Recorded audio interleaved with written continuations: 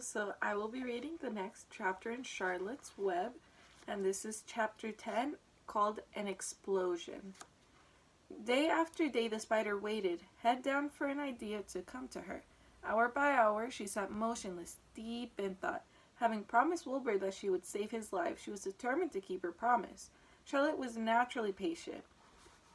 She knew from experience that if she waited long enough, a fly would come to her web, and she felt sure that if she thought long enough about Wilbur's problem, an idea would come to her mind. Finally, one morning toward the middle of July, the idea came. Why, how perfectly simple, she said to herself. The way to save Wilbur's life is to play a trick on Zuckerman. If I can fool a bug, thought Charlotte, I can surely fool a man. People are not as smart as bugs. Wilbur walked into his yard just that moment. What are you thinking about, Charlotte? He asked. I was just thinking, said the spider, that people are very gullible. What does gullible mean? Easy to fool, said Charlotte. That's a mercy, replied Wilbur, and he lay down in the shade of his fence and went fast asleep. The spider, however, stayed wide awake, gazing affectionately at him and making plans for his future. Summer was half gone. She knew she didn't have much time. And here's a picture of Charlotte in her web upside down thinking.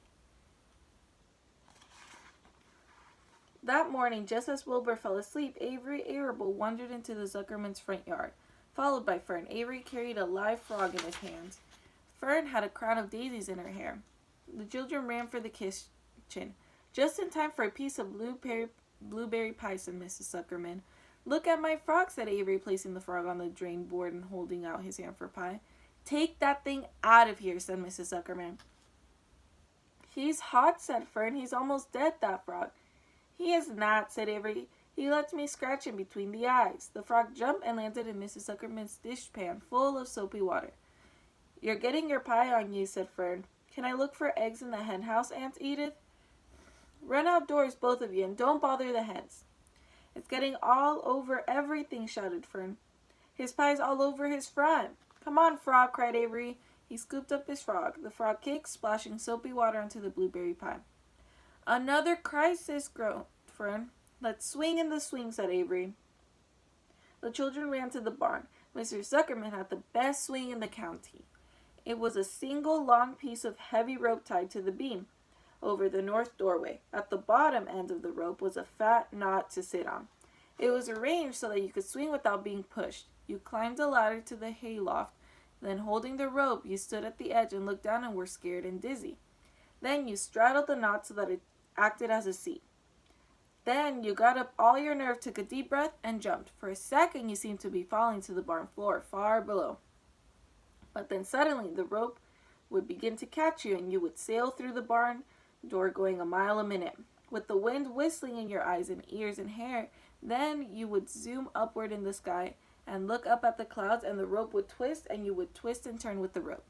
Then you would drop down, down, down out of the sky and come sailing back into the barn, almost into the hayloft, then sail out again. Not quite so far this time, then in again, not quite so high. Then out again, then in again, then out, then in. And then you jump off and fall down and let somebody else try it.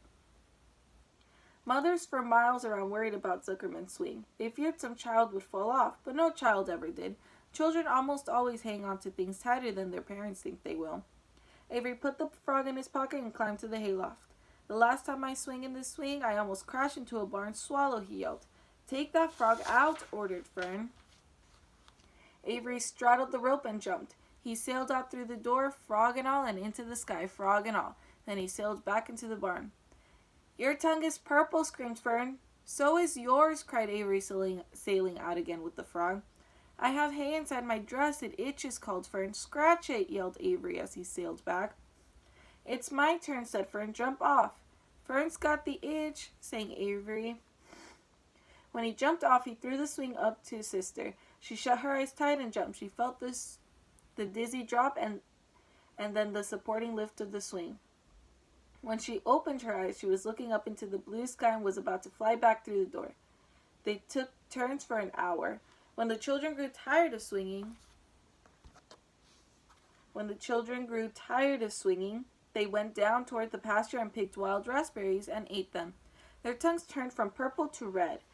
Fern bit into a raspberry that had a bad-tasting bug inside it and got discouraged. Avery found an empty candy box and put his frog in it. The frog seemed tired after his morning in the swing. The children walked slowly up toward the barn. They too were tired and hardly had any energy to walk. And here's a picture of Avery and Fern taking turns swinging in the swing.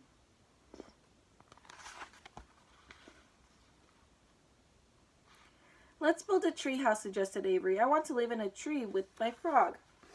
I'm going to visit Wilbur, Fern announced.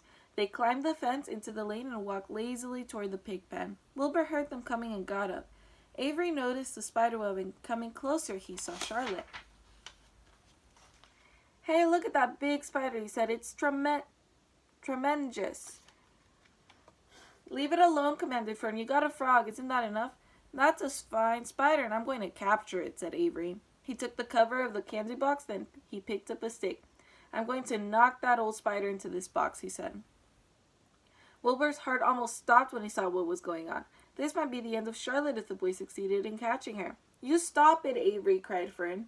Avery put one leg over the fence of the pig pen. He was just about to raise his stick to Charlotte when he lost his balance. He swayed and toppled and landed on the edge of Wilbur's trough. The trough tipped up and then came down with a slap. The goose egg was right beneath it. There was a dull explosion as the egg broke and then a horrible smell. Fern screamed. Avery jumped to his feet. The air was filled with the terrible gases and smells from the rotten egg. Templeton, who had been resting in his home, scuttled away into the barn. Good night, screamed Avery. Good night. What a stink. Let's get out of here. Fern was crying. She held her nose and ran toward the house. Avery ran after her, holding his nose. And here's a picture of when Avery fell. And then underneath it right here, you see the egg and Templeton running into his hole. Charlotte felt greatly relieved to see him go. It had been a narrow escape. Later on that morning, the animals came up from the pasture. The sheep, the lambs, the gander, the goose, and the 7 goslings. There were many complaints about the awful smell, and Wilbur had to tell the story over and over again of how the arable boy had tried to capture Charlotte, and how the smell of the broken egg drove him away just in time. It was that rotten goose egg that saved Charlotte's life, said Wilbur. The goose was proud of her share in the adventure. I'm delighted that the egg never hatched, she gabbled. Templeton, of course, was miserable over the loss of his beloved egg, but he couldn't resist boasting. It pays to save things, he said in his surly voice. A rat never knows when something is going to come in handy. I never throw anything away. Well, said one of the lambs, this whole business is all well and good for Charlotte, but what about the rest of us? It smells unbearable. Who wants to live in a barn that is perfumed with rotten egg? Don't worry, you'll get used to it, said Templeton. He sat up and pulled wisely at his long whiskers, then crept away to pay a visit to the dump. When Lurvy showed up at lunchtime carrying a pail of food for Wilbur, he stopped short a few paces from the pig pen. He sniffed the air and made a face. What in thunder, he said, setting the pail down. He picked up the stick that Avery had dropped and pried the trough up.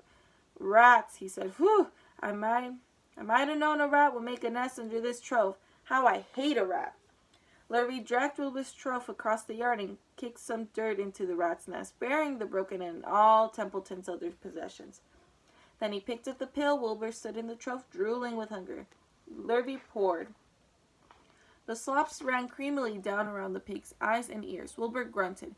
He gulped and sucked and gulped, making swishing and swooshing noises, anxious to get everything at once. It was a delicious meal. Skim milk, wheat middlings, leftover pancakes, half a donut, the rind of a summer squash, 2 pieces of stale toast, a third of ginger snap, a fish tail, 1 orange peel, several noodles from a noodle soup, the scum of a cup of cocoa, an ancient jelly roll, a strip of paper from the lining of the garbage pail, and a spoonful of raspberry jello. Wilbur ate heartily. He planned to leave half a noodle and a few drops of milk for Templeton. Then he remembered that the rat had been useful in saving Charlotte's life, and that Charlotte was trying to save his life, so he left a whole noodle instead of a half. Now that the broken egg was buried, the air cleared and the barn smelled good again. The afternoon passed and evening came. Shadows lengthened. The cool and kindly breath of evening entered through doors and windows. Astride her web, Charlotte sat moodily eating a horseloin, thinking about the future. After a while, she bestirred herself. She descended to the center of the web, and there she began to cut some of her lines. She worked slowly but steadily, while the other creatures drowsed.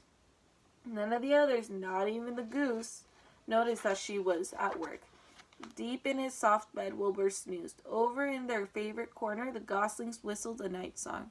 Charlotte tore quite a section out of her web, leaving an open space in the middle. Then she started weaving something to take the place of the threads she had removed. When Templeton got back from the dump around midnight, the spider was still at work. And that's the end of chapter 10. So tell someone your favorite part of this chapter or your least favorite part of this chapter. Thank you.